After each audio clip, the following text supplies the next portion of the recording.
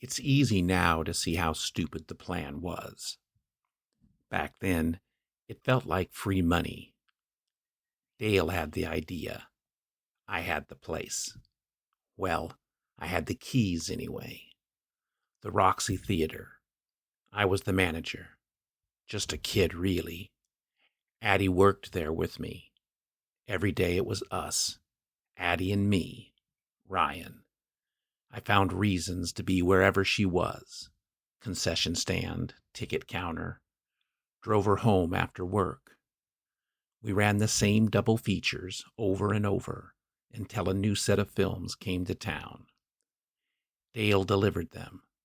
The new reels with their posters and cardboard cutouts. I can see now how close we came to jail, but we kept our mouths shut. Even before all that, I should have been fired.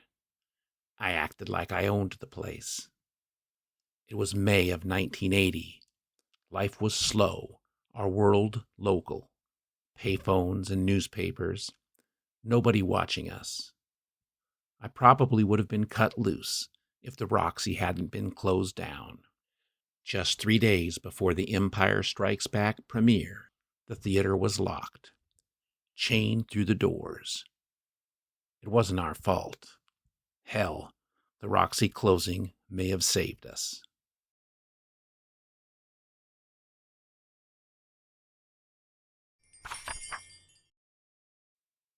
You couldn't see the alley that ran alongside the Roxy from the street.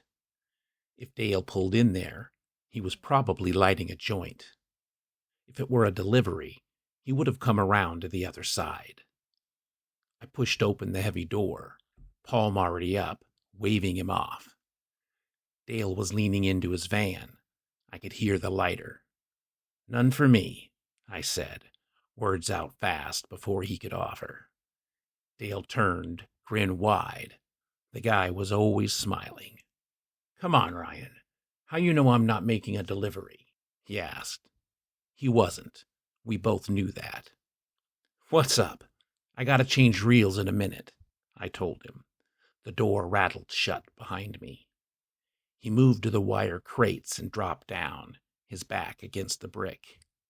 I stepped past, keeping my distance, hoping he wouldn't hand me that joint.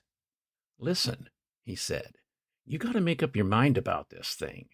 "I know," I answered quick. I wanted to do it, but I liked my job, and truth was, it scared me. Dale took another drag, then held up the joint, blowing out words with the smoke. "We're out of time. If we're going to do it, I have to see Lutz tonight." "Do it," I said, taking a hit, finding the damn thing in my hand. I doubled down. "I'm in." Dale came off the crate, metal clacking against the brick, already climbing into the back of his van. "I got 2 deliveries this side of town. Then I'm back to the yard. You need to meet me at the Starlight tonight." He looked at me, waiting. "Let me think," I said, then added, "But yeah." I barely got the last word out before he slammed the door. The van rocked as Dale climbed towards the front.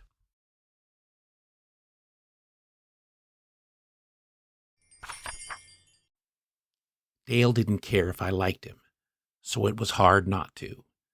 The delivery van whined once as the engine turned over, buried under heavy guitar. Dale's arm came out the window and he slapped the roof. That was for me. I was taller than the guy, a few years older. Hell, I had a better job. But Dale was the show.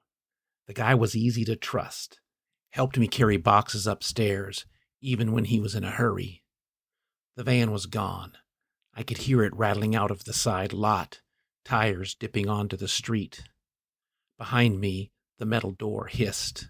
I turned. It was Addie. She always made me jump a little, but I held it inside. Her eyes fell to my hand, and I remembered the joint. I let it fall to the gravel and started to cover it with my shoe.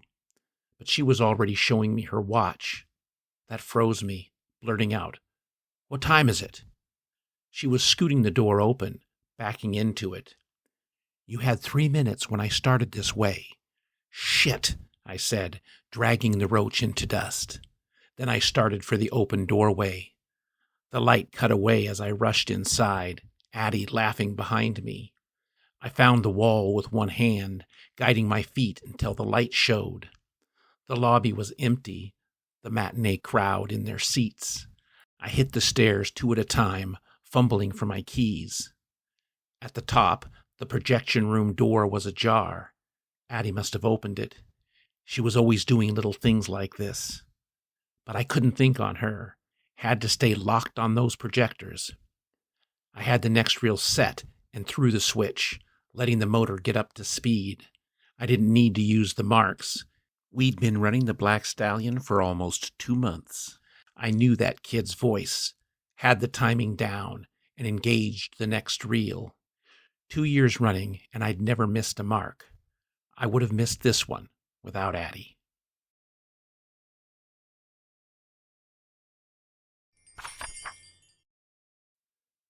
I was smiling, feeling good. Wasn't sure if it was Addie or the pot.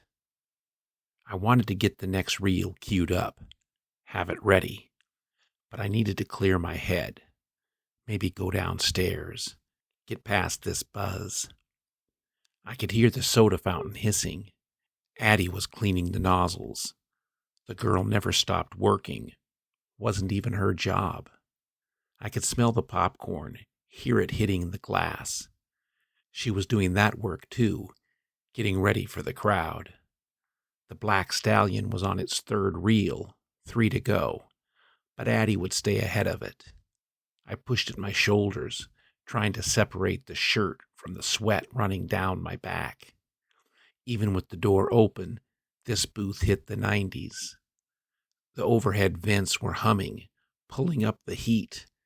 I could feel the wet rolling down the back of my neck. I stepped out, pulling in the cooler air. Yeah, I was pretty stoned.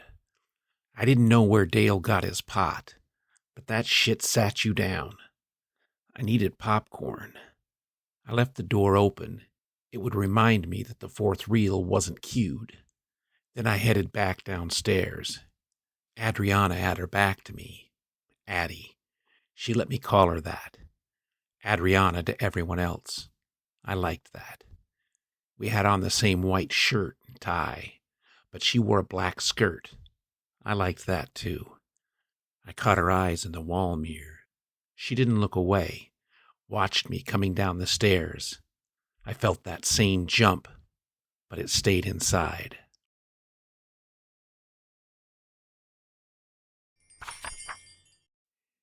Did you make it? Addie was talking at me through the mirror, unwrapping a sleeve of cups. Of course, I said. It came out too cocky, so I said it again. Yeah, thanks. She looked away, back to her work. I crossed to the counter, twirling my keys. The distance felt like a stage, but Addie wasn't watching. Don't let me forget to cue reel 4, I told her. I only came down for popcorn. She turned, small behind the wide counter, standing across from me now, smiling. A laugh slipped out. Your eyes look like a baboon's ass, she said, shaking her head. Do they? I looked past her into the mirror. She wasn't wrong. She was swinging open the popcorn door, shaking out a sack. I slid over, leaning in. Just go get my purse, she told me. I'll get this. I knew what she meant. She kept a little bottle of Visine there. Drink this water, too, she called behind me. She set the popcorn in a full cup onto the glass. I rushed back with her purse, eager. You know you got to do this, I said. She reached over the counter, beckoning. I know. You're 20 what and can't squeeze a drop into your eye? I traded the purse for the water. Took a gulp, then finished it, a stream running down my chin. She shook her head again and tossed the terry cloth onto the glass, then came around to my side, Visine up. I faced her. Addie was going to lean in and steady herself against me. She stopped. I caught my balance, expecting her weight. "What did Dale want?" she asked. Her hand was up, but it wasn't coming my way.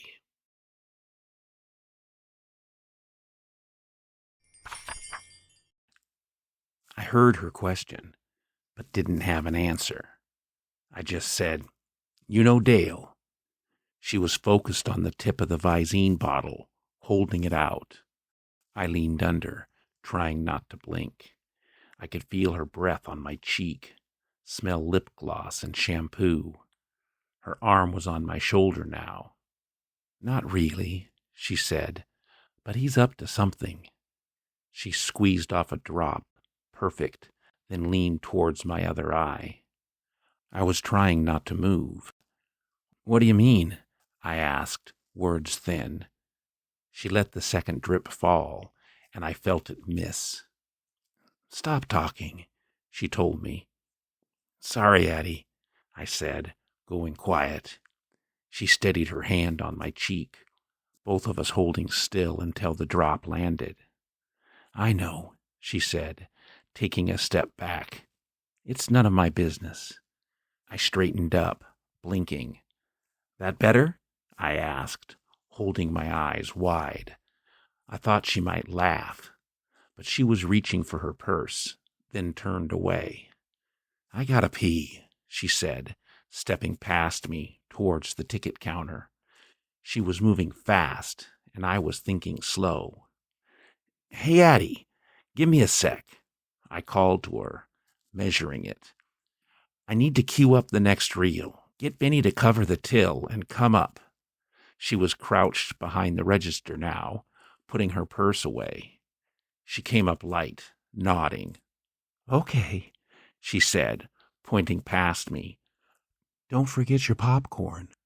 Then she ducked away, heading for the women's room. A few kernels had fallen out of their sack. I plucked them off the glass and grabbed the full bag. If Addie knew Dale was up to something, she knew I was too. I started for the balcony, slow, finishing the popcorn.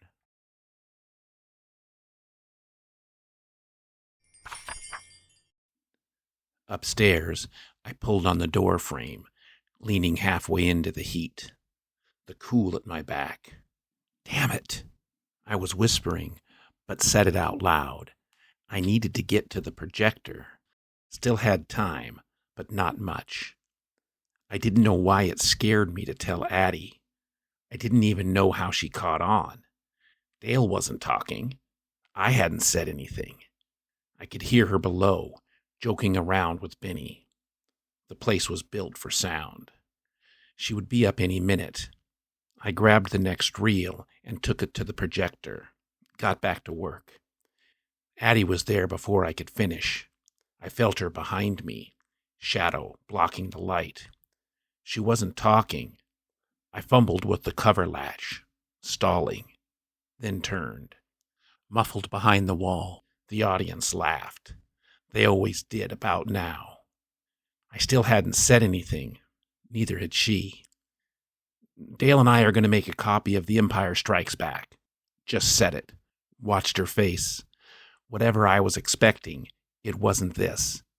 Addie was smiling. Started slow, climbing.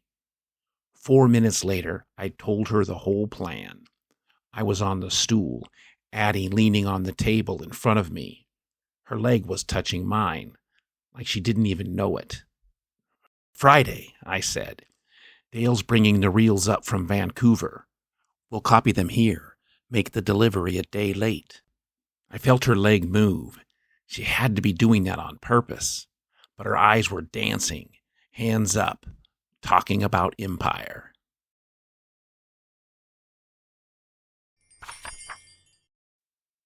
"You know this is illegal, right?" I knew she knew, but told her anyway. "No duh." Addie made a face, eyes shifting to the ceiling. I sat up. "I'm just saying, because you're acting like this is a good idea." My head was almost level with hers now. She rocked forward, coming off the table. Her face past mine, whispering close. "It's a terrible idea. That's why you need my help.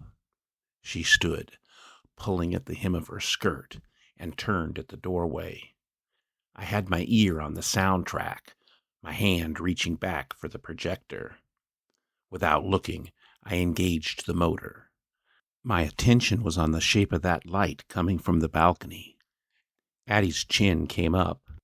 I better get down there, she said. A squeal sounded downstairs, kids playing in the lobby. Benny's going to need my help, she said, stepping out of the light. I was coming out to the balcony too, calling after her as she started down the stairs. Hey, I have to meet Dale at the Starlight right after work. She stopped, catching the rail, half turned, asking over her shoulder. Part of this new business, or same old stuff? I was at the top of the stairs now, keeping my voice low. We gotta meet Lutz. Dale's making a deal to use the kids' video equipment. Addie started down the stairs again. Are you asking me to come? I answered fast. Yeah, then thought on it. But I'm on my motorcycle. You want to ride with me? I figured that would stop her, but she answered right back. You got an extra helmet? I didn't. Just said, use mine.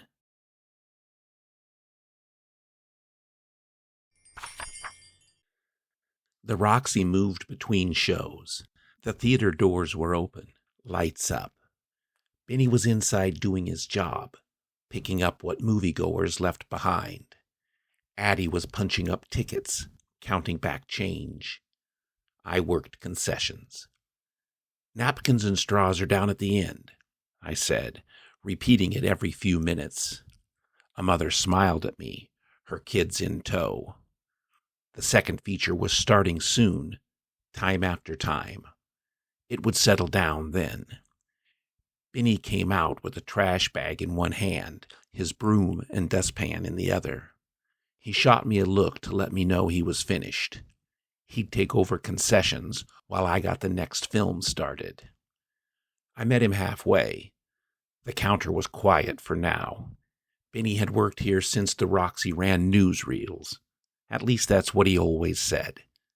He was looking past me, eyes out front. The glass there went all the way to the ceiling. She's really puffing today, he said. I followed his gaze. I couldn't see it. The mountain looked like it always did to me. The bulge is up another 3 inches, Benny said. He was talking about Mount St. Helens. Brought the paper in every day, read it out loud. Addie came over and stood with us. The customers were finding good seats inside. She's really puffin', old Ben said again. Addie leaned forward like she was seeing it. Yep, she said, bumping his shoulder with hers. I laughed, heading for the stairs. You still got 3 minutes, she called after me, words easy, like she hadn't just had her leg up against mine, like we weren't sharing a motorcycle ride to the Starlight, like this was any other day, and nothing had changed.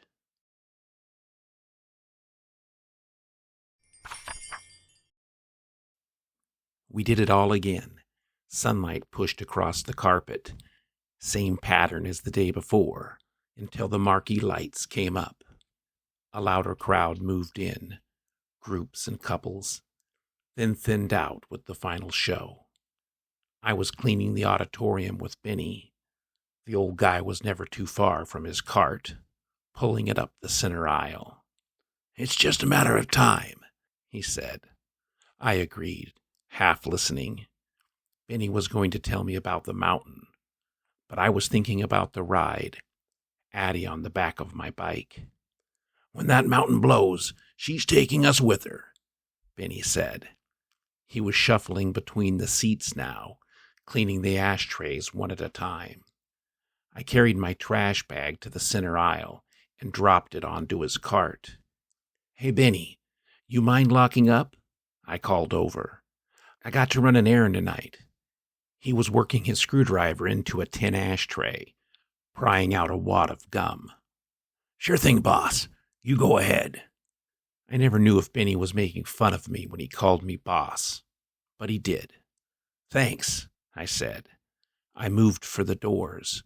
Wanted to check on Addie, help her finish out in the lobby so we could get rolling. She was already done, purse and coat in hand, standing at the side door. You ready? She asked. I wasn't. Let me grab my jacket, lock up the booth, I told her. I'll be right back down. I couldn't tell if I was excited or scared. Addie and the plan coming together. It was happening fast. I rushed back down, ready. Addie was holding open the door, and we stepped into the night.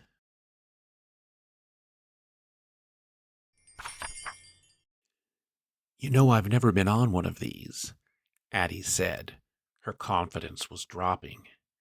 We were on the side lot now, looking at the bike. Trust me, I told her. What are you, a $1.10? I was guessing. Figured I was close. But she wasn't listening. Had one hand on the high seat, trying to wiggle the bike. You'll be fine, I said. Let me get on first. I'll drop it lower and keep it steady. Just grab my shoulder and climb on. She reached for the helmet, pulling at the strap. I held open my jacket, showing her the sleeve. She turned and slipped in. It was heavy leather, hung off her shoulders, low past her skirt. She came back around, the helmet wobbling. I took a step back, trying not to laugh. Her face was straight, serious. She asked, Do I look like a criminal? We were both laughing then. I knew Dale was waiting. We had Lux on the hook, but I couldn't pull away. It was nearly an hour before the bike was on the road. Addie clinging to my back, the wind rushing past. I was trying to make time, catching green lights, leaning into the turns. Addie stayed with me, moving when I moved, settling in as I dropped through the gears. I didn't want to ever get there. Then the starlight sign peeked over the hill, small lights marching circles around the word. It was the only building out here, but the parking lot was full. Music followed people through the doors. We were late. That was okay. The place was still open.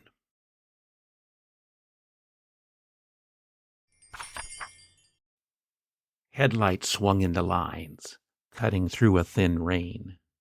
I could hear wipers tapping as the cars passed. Addie and I were the only ones arriving. People trailed towards their cars, doors open in the dashlight. I found a spot close to the front and pulled in. Color caught the asphalt there, reflected in the wet. I killed the engine, legs wide, holding the bike still for Addie. Her knees were high, feet on the back pegs. She was still leaning into my back. Neither of us moved. Dale was inside, his P&W van here in the lot. I should have been in the starlight with him, working the deal with Lutz.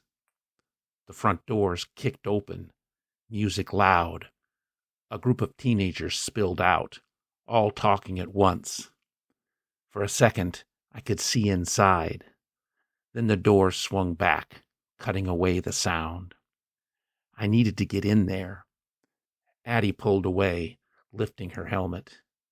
We're doing that again, she said, shaking out her hair. Then she stood on the pegs, her hands on my shoulders. I stayed planted. She spun down and landed light in the wet. I got off, the bike behind us now. My aunt brought me here all the time when I was a kid, she said. She turned up to the sign, the starlight's colors marching over her. The door opened again. It was dark inside now, a ballad playing low. I moved forward and caught the handle, holding the door open. I could already see Dale, across the rink, next to the asteroids machine with Lutz. We better get in there, I said.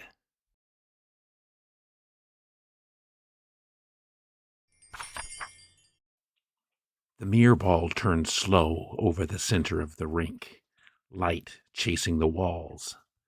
Couples circled the hardwood, holding hands.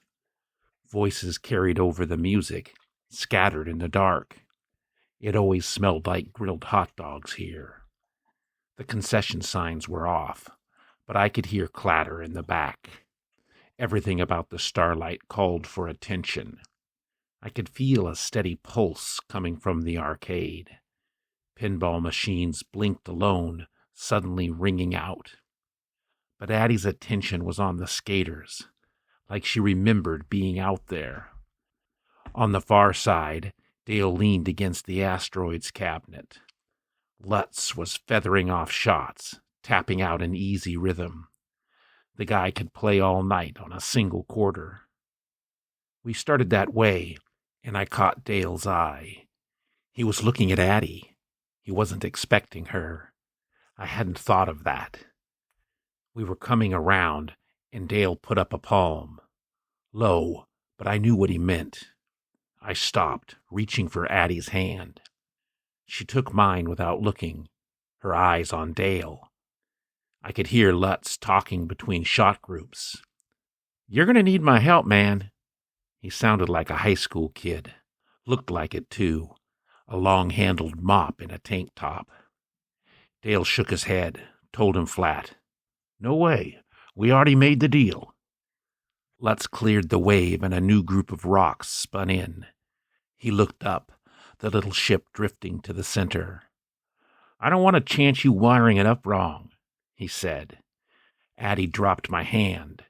She was walking towards Dale.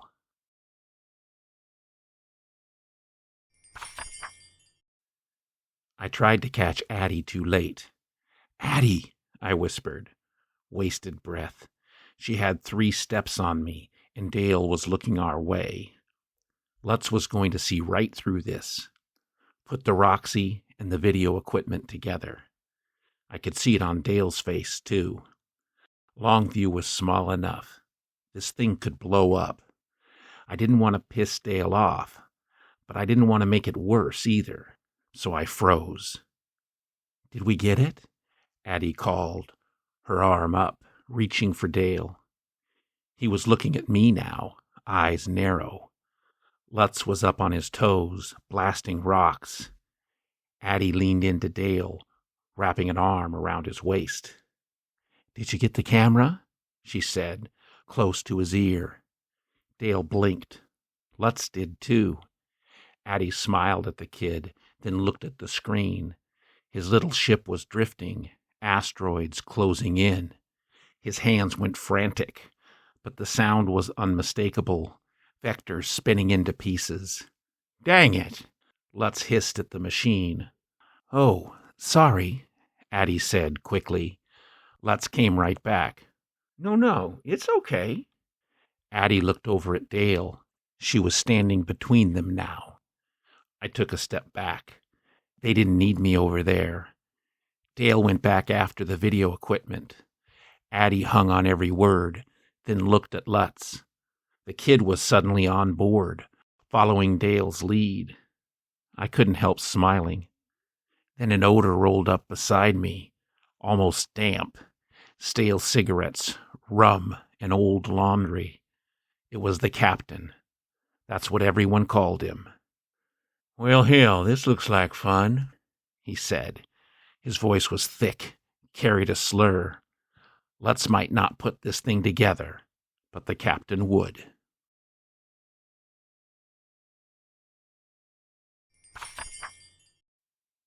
I was home now, parking, but my head wasn't here.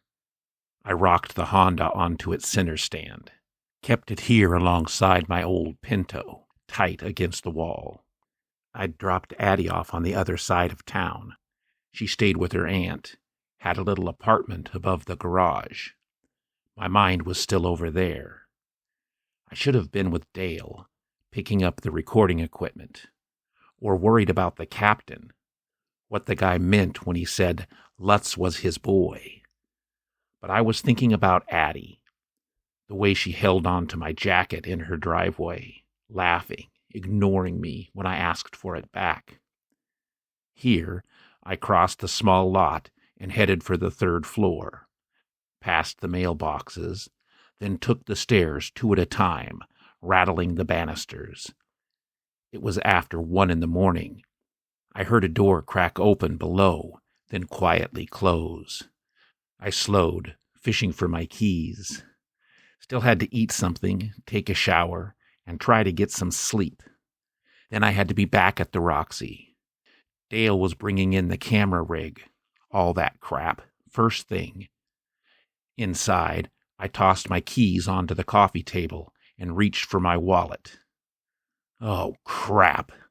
Said it out loud. It was in my jacket. Instantly, my head went to the wallet, going through it. Crap, I said again. There were things in there I'd really rather Addie didn't see. I looked over at the wall near the kitchen. The phone hung there. I could call her. But what would I say? Don't look through my wallet? We'd be back at the Roxy in a few hours. Addie would bring the jacket. I could wait.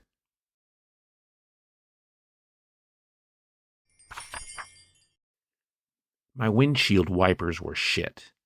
One flap of rubber barely hung on, chasing the metal arm across the glass. I was in my Pinto, sheets of rain cutting the visibility. The Roxy lot was always empty in the mornings. First show wasn't for 2 hours, but Addie would be there soon to help me open. And Dale might already be there. I didn't see the P&W van. I ran for the side door, arm up against the rain. Inside, the industrial hum of vacuums echoed through the lobby. Damn it. I'd forgotten. It was the 15th. Thursday carpet cleaners. Corporate. The front doors were propped open, hoses snaking across the lobby. Most of the sound was coming from their truck outside. Dale couldn't bring the equipment in right now. I needed to page him. I stepped over the lines, nodding.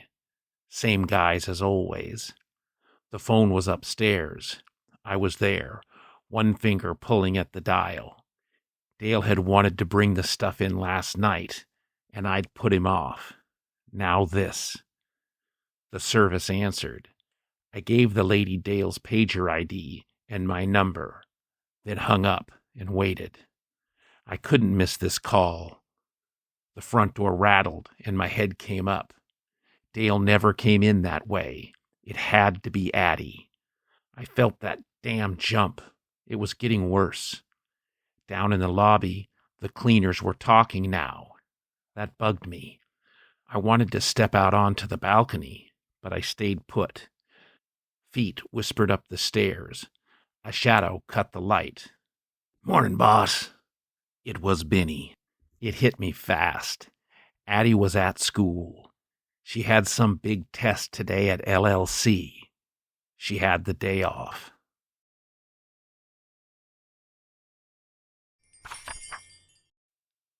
"Roxy Theater," I said, receiver up. I'd answered before the first ring could finish. It was Dale. "You beeped me, sir?" His voice was light, clowning. My shoulders came down a notch.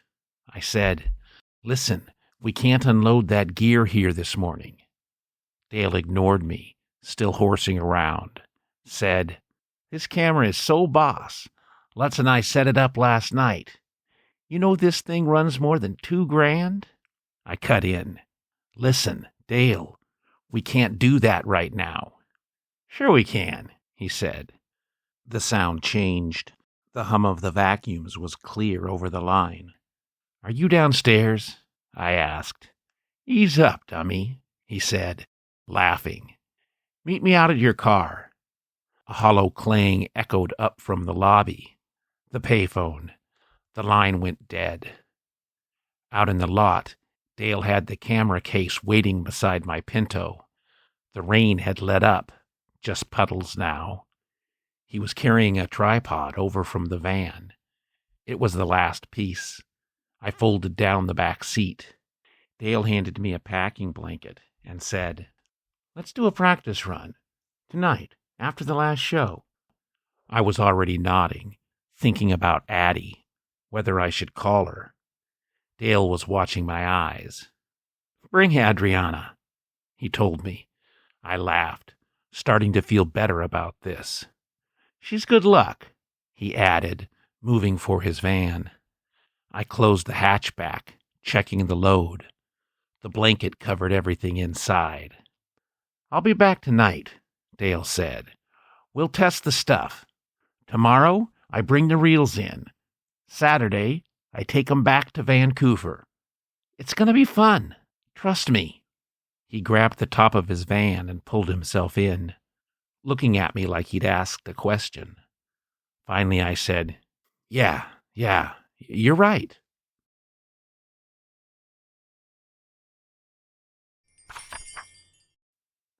I was back inside now, hollering over to Benny. I already did that. The old guy popped up from behind the ticket register. I'm getting the closet key, he said. I know, Ben. I already did it. Benny closed the cupboard and stood. Okay, then, he said. I'll check the syrup tanks.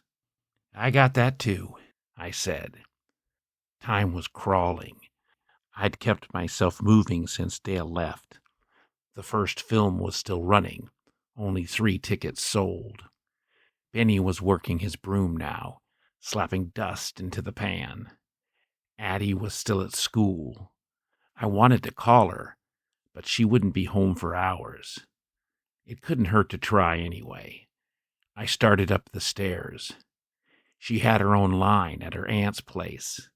If she wasn't home, it would just ring. So I let it. I knew what I was doing. If she answered, I'd act surprised, like it hadn't been ringing forever. I hung up. Dumb shit, I said. Both projectors were loaded. Benny had been doing this longer than me. He could take over, and I could shoot out to LLC. Be there and back in under a half hour. I didn't even know what class she was in. The campus was spread out over blocks. Addie's voice was in my head. It's a terrible idea. I was already down the stairs, calling over to Benny. He was working concessions, showing the new girl how to count back change. They both looked up. I didn't slow down. I gotta run out, I said, standing at the side door now. I was trying to make up an excuse, but Benny made it easy. He just nodded along. Sure thing, boss.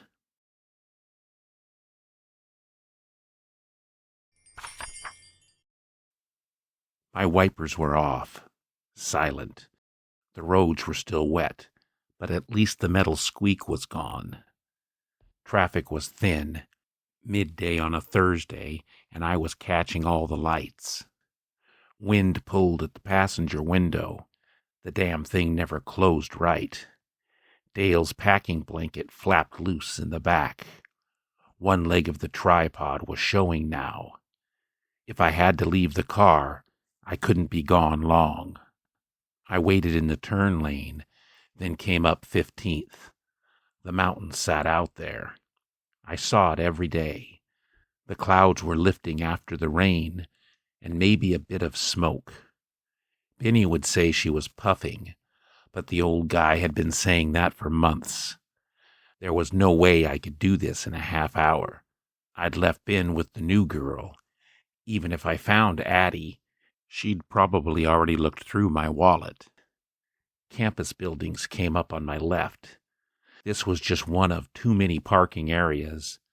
A few students were crossing the lot. I leaned over the wheel, like one of them might be Addie. None were. No shit, I said to the windshield. One lap, then back to work. I swung into the drive. The camera case jumped as the Pinto bounced over the entryway. Metal shifted against heavy plastic, then settled. $2,000. That was it. I flipped a U-turn in the open lot, cutting back onto 15th. My dash clock was set to Roxy time. The second feature rolled in 24 minutes. I should have listened to Addie's voice. It started to sprinkle, and I hit the wipers. This had been a terrible idea.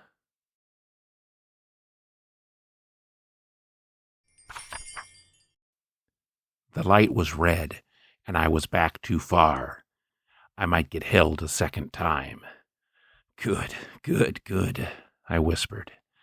Blinkers waited at every lot, pushing onto the street. Classes must have let out. The rain was thin, but steady. Ahead, on my right, students huddled at a bus stop. I stopped myself from looking. Addie lived the other direction.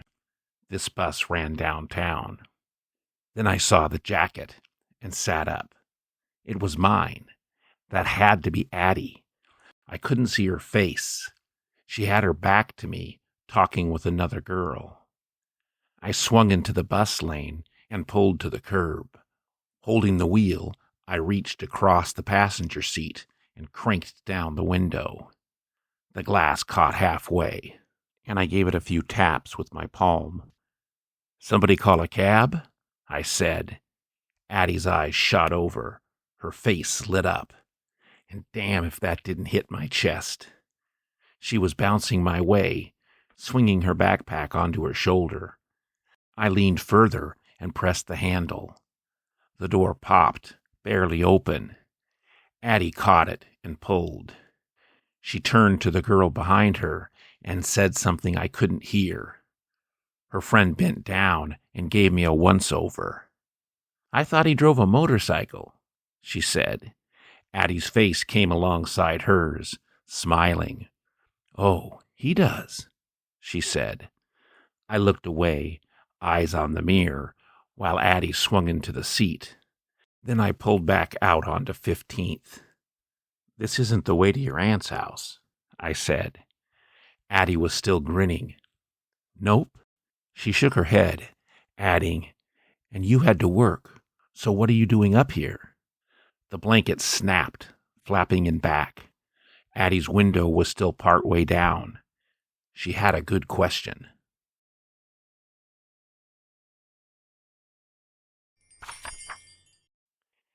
Addie was half-turned, looking into the back.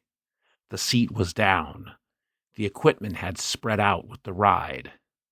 "That's a lot," she said. I nodded. Her eyes came over. "You know how to hook all that up?" she asked. I'd carried the box of cables to the car, had seen enough to know she had a point. "Haven't got a clue," I said. "Dale's doing the wiring. I'm running the projectors." She wrinkled her nose and asked, "You sure they're not going to miss the film in Vancouver?" "I wouldn't," I said, "as long as there was time to prep the reels. Empire doesn't open till Wednesday." She faced the front. My jacket looked huge on her. "My aunt has a video player," she said. "She taped Roots." "It'll be like that," I told her, "but no one else will have it. Just us. Dale says we can get $50 a copy." Addie went quiet, watching the road. The Roxy sign rose up in the distance. We were on the main strip. Her hand moved along the outside of the leather jacket, feeling, then stopped. She reached inside and pulled out my wallet. "You forgot this," she said, holding it up. I glanced, casual, not reaching over. Just said, "Wondered where that went." She smiled at me. "Did ya?" There were more cars at the theater than I'd hoped. "Pretty standard stuff in there, huh?" I asked, steering the Pinto into the lot. "If you say so," she said, the grin climbing. I set the brake and took my wallet. Addie was laughing now, and I was starting to hope she had looked.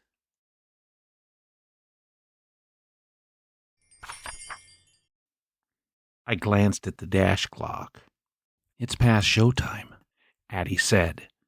I'd left Benny doing my job, plus his own. He could have skipped the trailers, might have a line waiting, people still finding seats. I pulled open the side door, letting Addie go first. It was church quiet inside, just a low rumble coming from behind the auditorium doors. Benny worked his broom at the center of the lobby. The new girl was adding butter to the popcorn machine. "This is good," I said slowly, and Addie laughed. Benny started over, lifting his chin at her. She stepped towards him and bumped him with her shoulder. "Where'd your legs go?" he asked, looking at her feet. Addie rocked back and kicked out one foot. "They're under there," she said. I couldn't remember seeing Addie in pants, not since the day she came in with her application. I gave her 2 uniforms that same day: black skirt, white shirt, and a little black tie. That's how I'd seen her dressed every day since. "The office is a mess," Benny said, looking up at the balcony. "The reels are still out. I didn't have time to get them into their cans."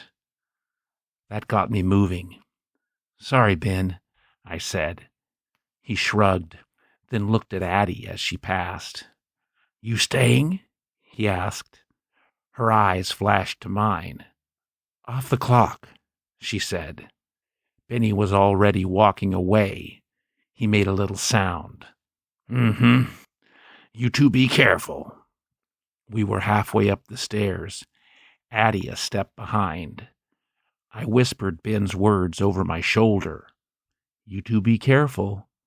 She was quiet, staying right with me into the projection booth. I turned, ready to say it again, but Addie came up against me, rising onto her toes, and pressed her mouth over mine.